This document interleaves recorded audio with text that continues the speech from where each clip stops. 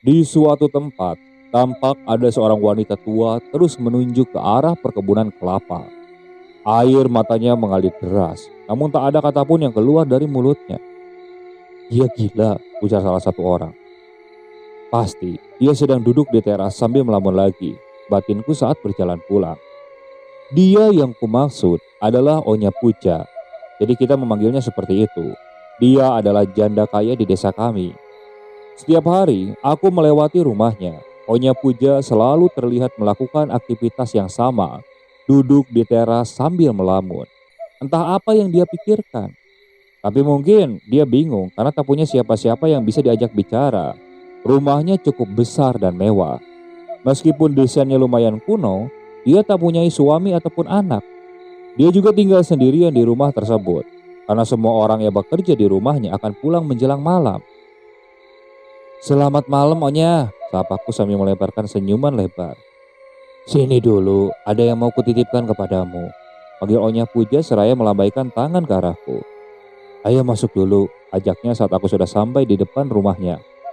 Aku mengangguk, tanda menyetujui ajakannya. Dengan perlahan aku mengikutinya masuk ke dalam rumah. Saat sudah sampai di ruangan tengah, hidungku mencium bau gaharu yang dibakar. Baunya harum memenuhi ruangan.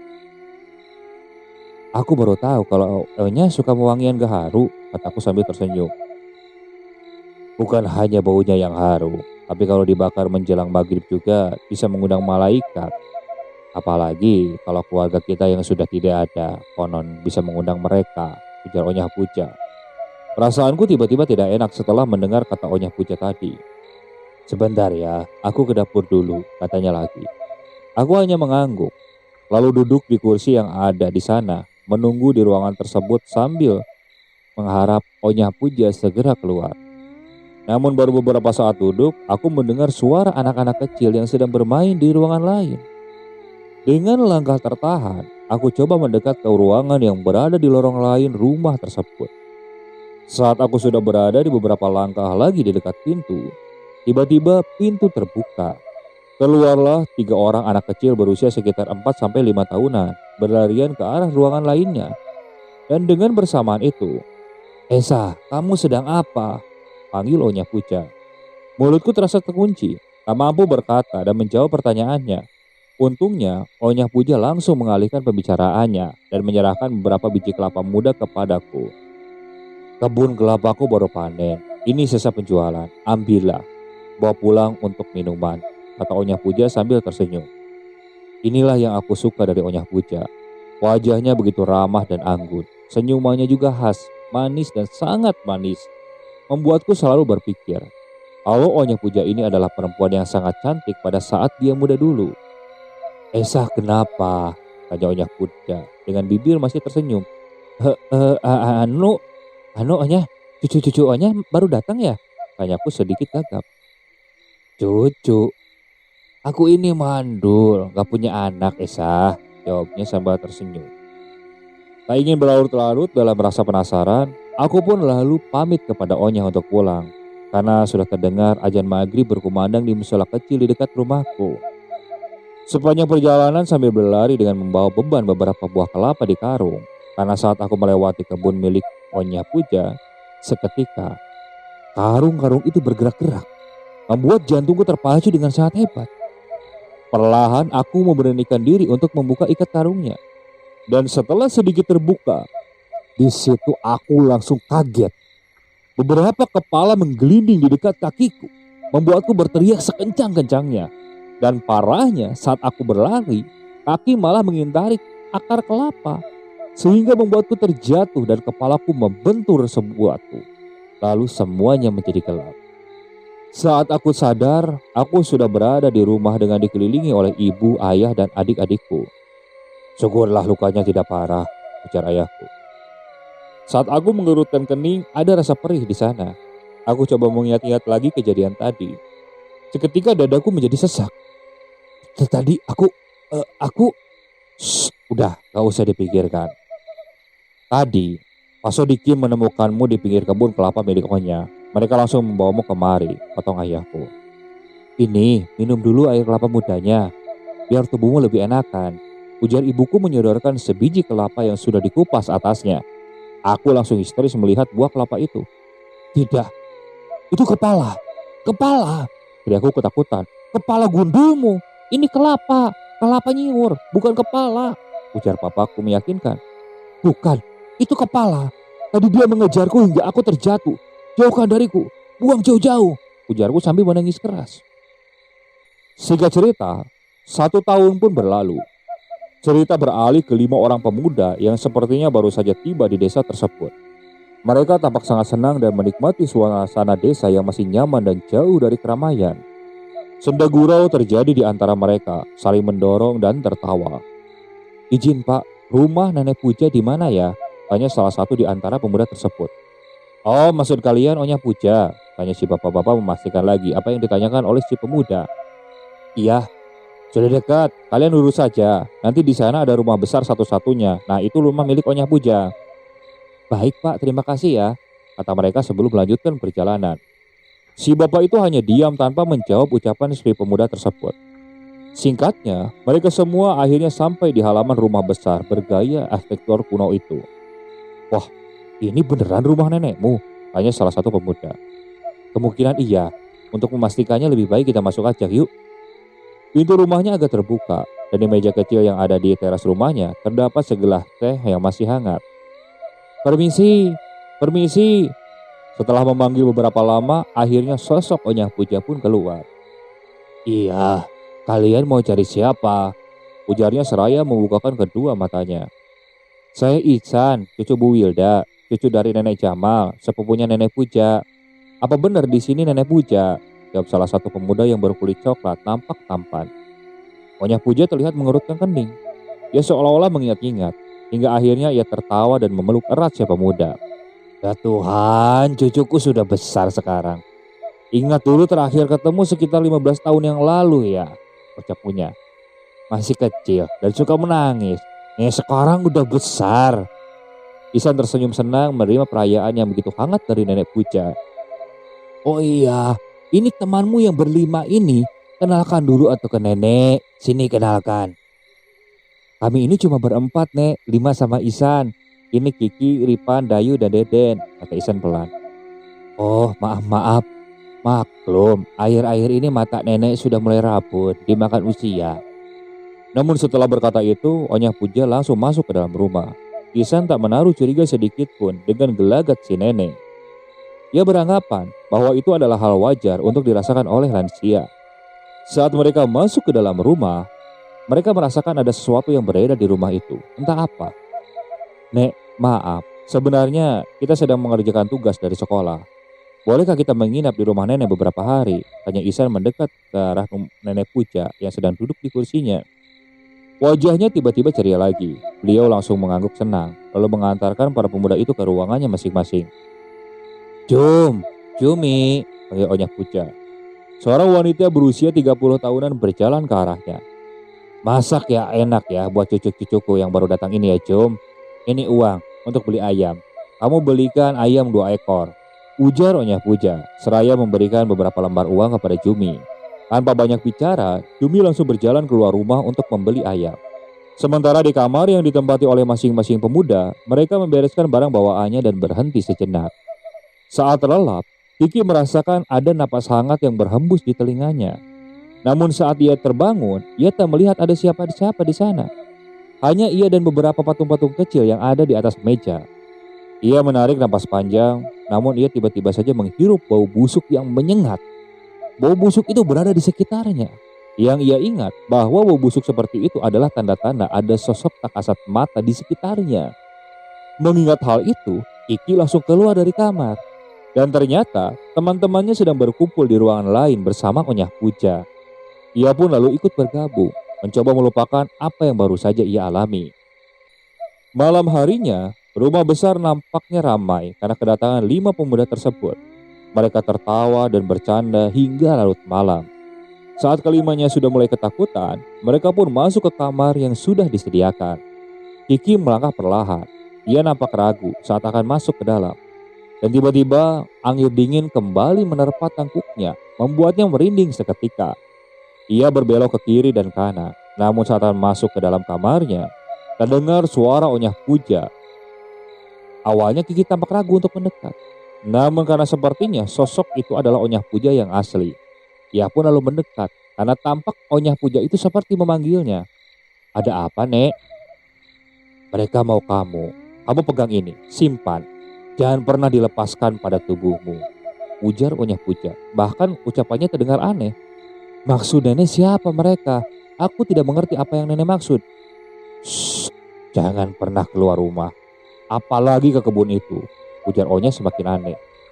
Kiki menarik napas berat. Ia mulai takut berada di rumah itu. Tanpa berkata-kata ia berlari langsung masuk ke dalam kamar. Di kamar, ia sangat susah sekali untuk memejamkan mata. Karena kata-kata Onya Puja selalu teriang-iang di telinganya. Membuat perasaannya jadi tidak enak setiap kali mengingatnya. Tuk, tuk, tuk, tuk. Tiba-tiba pintu diketok membuat Kiki kaget. Ketukan itu berjumlah ganjil, hanya 3 kali saja. Jantungnya semakin tidak karuan. Dari arah luar jendela, terdengar suara seseorang yang sedang memotong-motong sesuatu dengan keras. Dengan tangan gemetar, Kiki mencoba melihat melalui celah jendela. Di sana, terlihat sesosok perempuan berdaster putih dengan corak-corak bunga hitam, sedang mengupas kelapa. Namun saat mata Kiki lebih lama memperhatikan buah kelapa tersebut, tiba-tiba buah kelapa itu berubah menjadi kepalanya sendiri. Diiringi dengan si perempuan menatap ke arah jendelanya, seolah-olah tahu kalau ada seseorang yang sedang memperhatikan kegiatannya dari balik jendela. Kiki berjalan mundur. Jantungnya berdebar hebat, napasnya berat terdengar. Perlahan tangannya membuka pintu. Dan setelah pintu terbuka, ia langsung berlari ke arah kamarnya Ihsan. "San, San, buka San, San, buka." "Ada apa Ki? Malam-malam gini kok teriak-teriak?" "Anu San, ada hantu. Hantu perempuan berdaster putih. Dia motong-motong kepalaku San, aku takut." "Alah, kamu pasti mimpi. Mana ada hantu pakai daster motif bunga-bunga. Ayalan kamu saja Ki lah." "Aku seriusan. Dari tadi aku belum tidur." "Ya sudah, mana tunjukkan. Aku mau lihat hantu yang pakai daster bunga-bunga," ujar Ihsan sambil tertawa.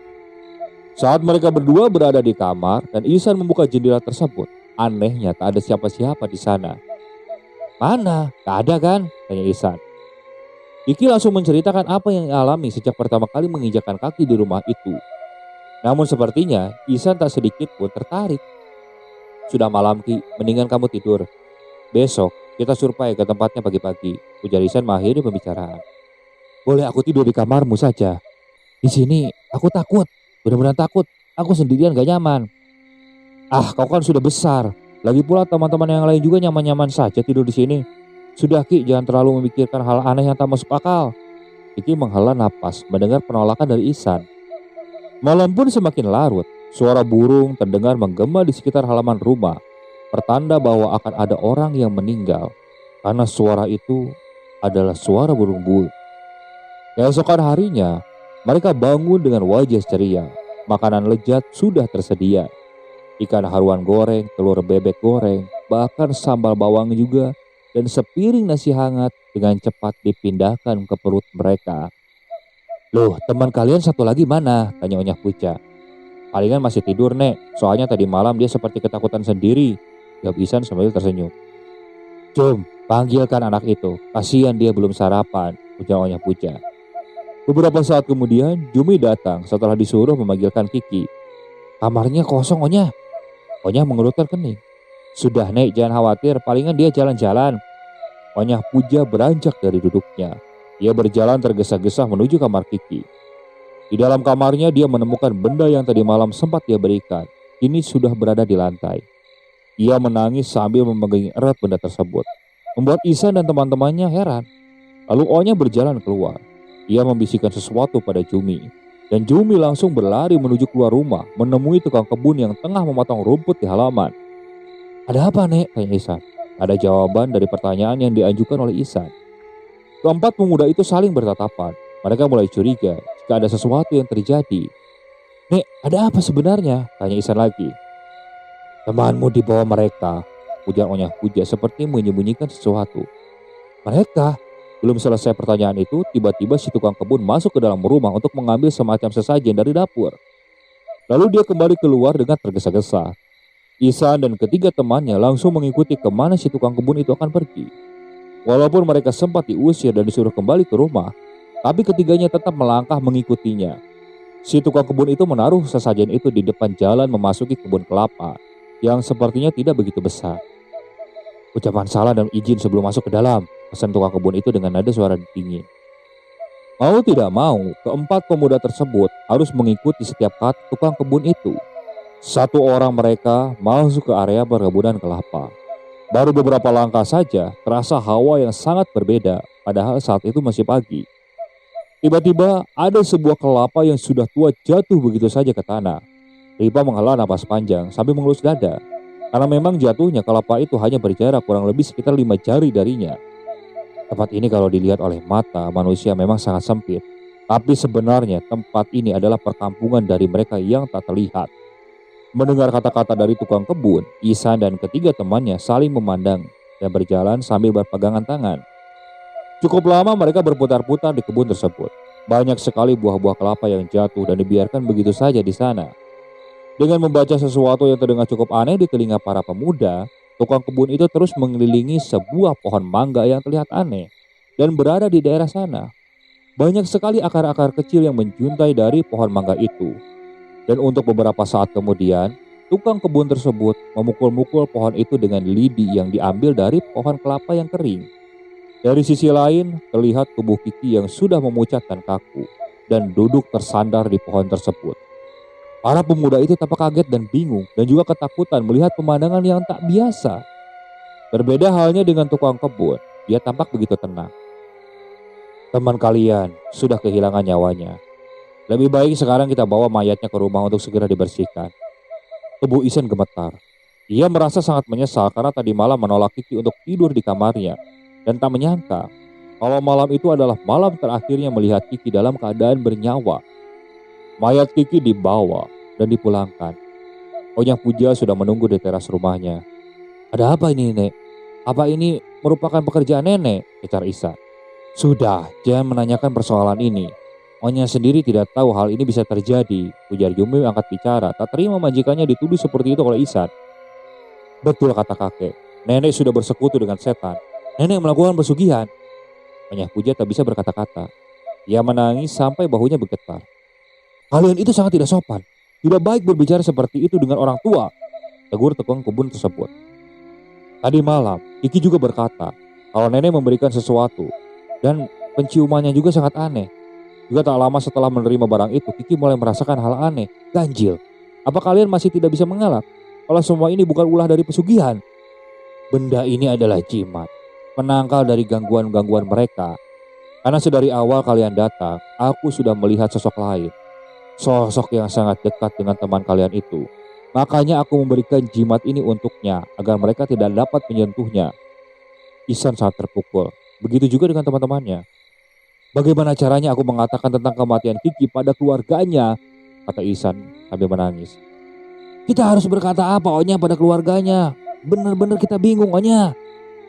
Sudah, katakan saja sejujurnya, jangan berbohong. Berbicara memang mudah, tapi kami akan kena imbasnya Onya. Aku akan ikut mengantarkan jenazah anak ini ke keluarganya. Aku akan menjelaskan semuanya. Jujur, tidak akan membuat mereka memaafkan kita. Tapi setidaknya dengan berkata jujur, kita akan terlepas dari bayang-bayang bersalah. Ya, aku setuju dengan nenekmu, ucap teman-teman yang lain. Sebelum dibawa dan diantarkan ke keluarganya, mayat Kiki terlebih dahulu diawetkan dengan bahan-bahan alami berupa dedaunan. Daun khusus yang biasanya digunakan untuk mengawetkan jenazah bagi yang non-muslim. Karena proses pemakaman biasanya sampai mendekati 3 hari berlalu. Nah kalau sekarang memang rata-rata kan pakai formalin. Singkat cerita, mayat Kiki sudah sampai pada keluarganya. Mereka nampak sangat marah dan coba menuntut untuk menyalahkan teman-temannya Kiki. Namun sebagian besar bisa diatasi oleh Onya Puja. Beliau menyerahkan sebagian hartanya untuk disumbangkan pada keluarga Kiki. Semua ini terjadi bukan karena kemauan kami. Saya benar-benar menyesal karena sudah lengah dalam mengawasi anak-anak ini, ucap Onya Puja dengan air mata yang berlinang dan tangan keriputnya yang gemetar. Semuanya sudah terjadi, doakan saja. Semoga teman cucuku ini tenang di alam sana. Sepulangnya, Onya Puja terlihat semakin sering melamun dan menangis tanpa sebab. Ia juga sering sakit-sakitan. Padahal hari itu, Esa dan ibunya juga dan beberapa warga sedang berkumpul di rumah Onya Puja untuk menjenguk beliau yang sedang sakit. Onya, jangan terlalu banyak pikiran, kata Esan seraya memegang tangannya Onya. Aku kecewa dengan diriku sendiri, Esan. Mereka semua saling bertatapan. Menjelang malam, satu persatu dari mereka mulai pulang ke rumah masing-masing. Dan tinggallah Onya Puja seorang diri. Keesokan harinya, saat orang-orang mulai beraktivitas seperti biasanya, terlihat seorang petani tua yang sedang terjalan tergopoh-gopoh mendekati beberapa orang. Petani wanita tua tersebut menarik salah satu orang dan membawanya ke dekat kebun diikuti oleh yang lainnya. Sambil menangis, si wanita tua itu menunjuk-nunjuk ke arah salah satu kebun kelapa. Ada apa? Si wanita itu terus menunjuk-nunjuk ke arah kebun kelapa. Sementara air matanya semakin deras mengalir. Kamu mau kelapa? Dengan cepat si wanita tua itu menggeleng. Tangannya masih tetap mengarah ke arah kebun. Gila ini orang Dul. Gila. Orang-orang meninggalkannya. Saat salah satu orang itu kembali menatap ke belakang, terlihat si wanita tua itu menatap lekat ke arah kebun kelapa. Sementara itu, di rumah Onya Puja, Yumi baru selesai memasak dan bermaksud memberikan makanan kepada Onya. Namun saat dicek ke dalam ruangan, beliau tak ada di dalam kamarnya. Namun setelah sampai sore ditunggu, tak ada tanda-tanda Onya akan kembali ke rumah. Bahkan sampai esok harinya, barulah setelah sehari tak ada tanda-tanda kepulangan Onya Puja, Yumi mulai mencari ke orang-orang. Barangkali ada yang melihat Onya Puja. Namun jawaban orang-orang semuanya sama. Tak ada satupun di antara mereka yang melihat Onya. Hingga 3 hari kemudian, saat beberapa orang melewati kebun kelapa, tercium aroma busuk yang menyengat dari dalam perkebunan, membuat orang-orang curiga ada yang tidak beres di sana. Dan setelah meminta izin kepada kepala tukang kebun Onya, mereka semua masuk area kebun. Bau busuk semakin menyengat, dan tak butuh waktu lama untuk menemukan sumber bau tersebut. Orang-orang dibuat ketakutan saat melihat pemandangan mengerikan di depan mata mereka. Bahkan beberapa orang muntah sejadi-jadinya. Tubuh Onya Puja ditemukan di kebun kelapa itu dalam keadaan sudah membusuk. Mungkin setelah 3 hari menghilang. Tak ada yang tahu pasti apa penyebab kematian beliau. Dan kenapa beliau bisa berada di kebun kelapa tersebut. Namun yang sangat mengejutkan adalah ketika 3 hari selepas pemakaman, Ihsan yang baru tiba di desa itu masuk ke kamar neneknya dan menemukan 3 buku catatan dari neneknya. 2 buku menceritakan tentang semua hal yang ia alami, bahkan menuliskan betapa bahagianya ia ketika Ihsan datang dan bertemu dengan neneknya. Seluruh kekayaannya pun diserahkan untuk Ihsan, yang membuat Ihsan menangis sejadi-jadinya.